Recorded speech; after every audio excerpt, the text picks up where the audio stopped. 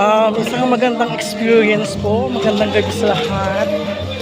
Ako po si Charles Santos Kenwood. So, katatapos lang nga ng ating setup. Meron tayong 11 arrangement.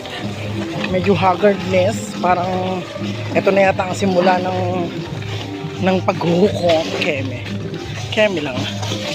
So, ngayon magsishopon tayo ng otak presyo.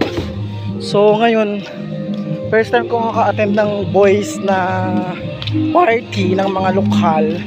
Bawal kasi silang picturean sa loob, pero in fairness mga cuticle, diba, mga gwapo talaga ang lokal, promise.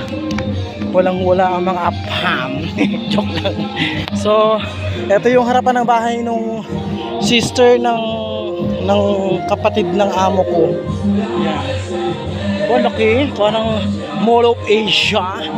Oh, di ba? Hanggang dun yan. Ayun ang bahay nila.